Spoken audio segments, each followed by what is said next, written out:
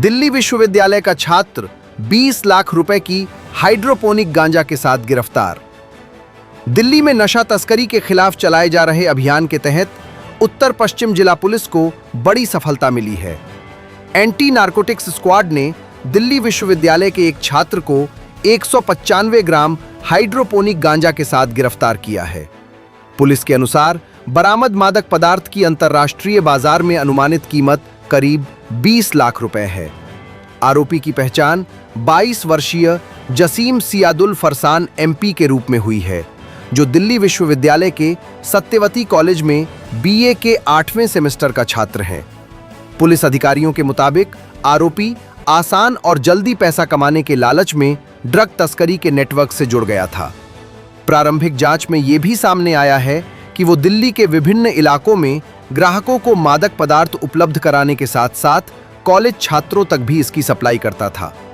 इस खुलासे के बाद पुलिस अब उसके पूरे नेटवर्क की जांच में जुट गई है। पूछताछ के दौरान आरोपी ने स्वीकार किया कि वो काफी समय से इस अवैध कारोबार में शामिल था। उसने बताया कि वो अधिक मुनाफा कमाने के उद्देश्य से विशेष ग्राहकों और कॉलेज छात्रों को ऑर्डर के आधार पर मादक पदार्थ उपलब्ध कराता था। जांच एजेंसियां अब ये पता लगाने का प्रयास कर रही हैं कि उसे ये प्रतिबंधित पदार्थ कहां से मिलता था और उसके संपर्क में कौन-कौन लोग थे। एंटी नारकोटिक्स जो स्क्वाड है नॉर्थ वेस्ट डिस्ट्रिक्ट का, इन्होंने एक सीक्रेट इंफॉर्मेशन के थ्रू एक लड़के को जो है उसको अरेस्ट किया है। उसका नाम है जसीम सियादुल फरसान। ये केरला का रहने वाला है और यहाँ पे सत्यवती कॉलेज में 8 सेमेस्टर का बीए प्रोग्राम में स्टूडेंट है। इनके पास से जब इनको सीक्रेट इंफॉर्मेशन के द्वारा जब इनको एप्रीहेंड किया गया, इनकी जब थॉरो चेक किया गया तो इनके पास से 195 ग्राम हाइड्रोपोनिक गांजा रिकवर हुआ, जो ओजी बोला जाता है जिसे, और इसकी इंटरनेशनल मार्केट में जो वैल्यू है वो 20 लाख रुपये है। तो ये इसमें अभी इन्वेस्टिगेशन जारी है। पीछे चेन पे काम किया जा रहा है कि हाइड्रोपोनिक वीड कहाँ से आ रहा था, उसके क्या सोर्सेज है और यहाँ पे किसको सप्लाई किया जा रहा था, इस पर भी काम चल रहा है। घिटोरनी के हनुमान मंदिर में गूंजे भजन। प्रधानमंत्री मोदी की दीर्घायु और स्वस्थ जीवन के लिए हुई विशेष पूजा। प्रधानमंत्री नरेंद्र मोदी के लगातार सबसे लंबे समय तक निर्वाचित प्रधानमंत्री बनने के ऐतिहासिक कीर्तिमान पर दक्षिण दिल्ली के घिटोरनी गांव में विशेष धार्मिक कार्यक्रम का आयोजन किया गया। घिटोरनी स्थित हनुमान मंदिर में भाजपा कार्यकर्ताओं, स्थानीय नागरिकों और श्रद्धालुओं ने भजन कीर्तन, पूजा अर्चना और प्रार्थना सभा का आयोजन कर प्रधानमंत्री नरेंद्र मोदी की दीर्घायु, उत्तम स्वास्थ्य और देश के निरंतर विकास की कामना की। कार्यक्रम के दौरान मंदिर परिसर पूरी तरह भक्तिमय वातावरण में डूबा रहा। श्रद्धालुओं ने भगवान हनुमान की पूजा अर्चना कर प्रधानमंत्री नरेंद्र मोदी के सफल नेतृत्व और राष्ट्र की प्रगति के लिए विशेष प्रार्थना की।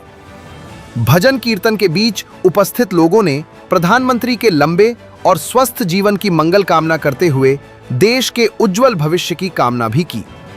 इस अवसर पर दक्षिण दिल्ली के सांसद रामवीर सिंह बिधूड़ी और छतरपुर क्षेत्र के विधायक करतार सिंह तंवर भी कार्यक्रम में शामिल हुए। ऐसे प्रधानमंत्री भारत को जैसे पहली बार ऐसा प्रधानमंत्री मिला है, रिकॉर्ड तो उन्होंने बनाया ही है। मैं तो कह रहा हूँ भारत की जो 1.5 करोड़ जितनी जनसंख्या है वो सभी भारत के ऐसे प्रधानमंत्री के लिए इतनी दुआएं दे कि जो 2047 का उन्होंने सपना देखा है वो उनका पूरा। आज यहाँ पर भजन का कार्यक्रम हो रहा है, सांसद आ रहे हैं। हमने आज जो प्रोग्राम रखा है प्रधानमंत्री की जो उन्होंने रिकॉर्ड बनाया है, उसको प्रोग्राम रखा है भजन कीर्तन और जो पब्लिक के लिए भंडारा रखा है। ये जो पब्लिक है, जो लोग खाना खाएंगे तो उनको दुआएं दे और उनकी आयु लंबी हो। जिस तरीके से प्रधानमंत्री नया नया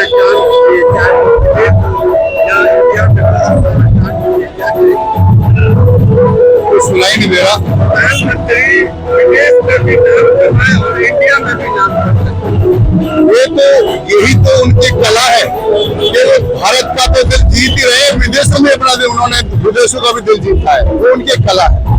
मगर जिस तरीके से चाहे कश्मीर हो या तलाक वाला हो, इस तरीके से संसद भवन में पेश किए हैं और अभी अभी कई राज्य में जीत हुई है। वो तो राजनीतिक लोग, विपक्ष की पार्टियां, वो कुछ भी कहता रहे। देखो, जो उन्होंने कश्मीर का मुद्दा उठाया, उन्होंने 370 हटाई तो हटाई, तो वो अपना एक बार जो निर्णय ले लेते हैं वो करके रहते हैं। यही उनका एक, कहते हैं ना कि जो मोदी है तो मुमकिन है।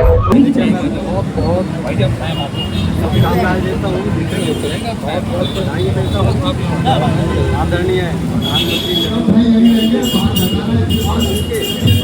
लंबे जीवन की भगवान से प्रार्थना करता हूँ, वो दीर्घायु हो, स्वस्थ रहे, इसी में भगवान से कामना करता हूँ।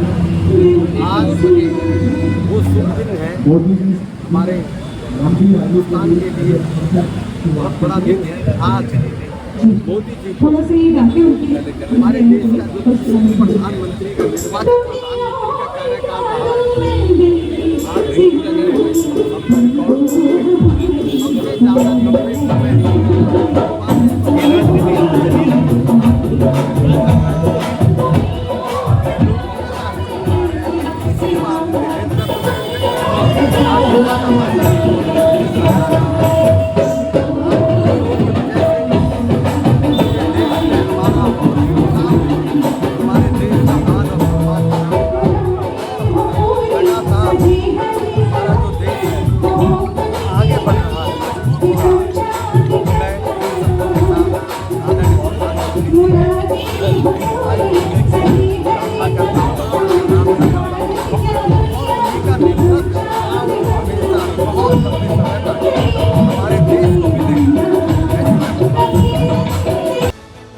नोएडा में 12 चोरी की मोटरसाइकिलों के साथ 2 शातिर बदमाश गिरफ्तार, अंतरराज्यीय गिरोह का खुलासा।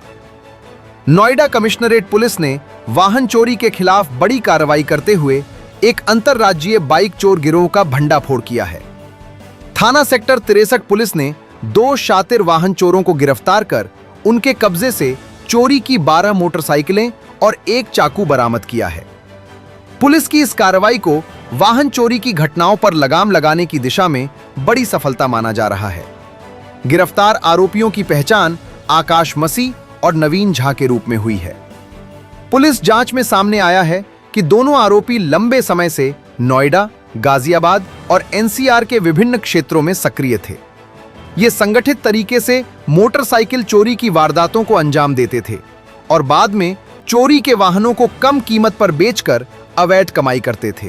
थाना प्रभारी 63 और उनकी टीम के द्वारा एक इनपुट के आधार पर एक अंतर्राज्यीय वाहन चोरों के गैंग का पर्दाफाश किया गया है और 2 शातिर पेशेवर वाहन चोरों को गिरफ्तार किया गया है और उनकी निशानदेही पर कुल 12 दोपहिया वाहन, जिसमें सभी स्प्लेंडर हैं, बरामद किए गए हैं और इनसे पूछताछ से ये ज्ञात हुआ कि ये इसमें एक अभियुक्त जो आकाश मसीह है, ये जनपद बदायूं उत्तर प्रदेश का रहने वाला है और ये अनपढ़ है। दूसरा अभियुक्त नवीन झा, ये कक्षा 10 पास है और इलेक्ट्रीशियन है पेशे से और इसके साथ मिलकर ये इस वाहन चोरी की घटनाओं को अंजाम देते हैं और ये काफ़ी इसमें सिद्धस्त हैं। ये एक झटके से इन गाड़ियों के जो लॉक है उनको तोड़ते हैं और वहाँ से गायब कर देते हैं और फिर कस्टमर तलाश करके जो इसके बायर्स हैं उनको ये बेचते हैं और इसके इनके विरुद्ध अच्छे खासे आपराधिक अभियोग दर्ज हैं। इनकी अच्छी एक क्रिमिनल हिस्ट्री है, आधा दर्जन से अधिक मुकदमे इनके खिलाफ दर्ज हैं। अभी तक हमारी 6 बाइकें कनेक्ट हो गई हैं जो चोरी की हैं। इसमें गाजियाबाद, दिल्ली और केस 3 और 63 की चोरियां हैं जिनसे संबंधित ये बाइकें कनेक्ट हुई और ये विशेष इनके जो बेचने का इनका एक पैटर्न है। ये वो जो लेबर क्लास के लोग हैं विशेष रूप से जो बहुत कम कीमत में खरीदना चाहते हैं और यहाँ काफ़ी संख्या में बाहरी लोग हैं और जो जनपद की सीमाओं पर भी काफ़ी संख्या में लोग हैं जो बाहरी हैं, तो इस तरह से इन लोगों को ये कम कीमत में इनको आसानी से बेच देते हैं। ब्यूरो रिपोर्ट, टीम तफ्तीश न्यूज़,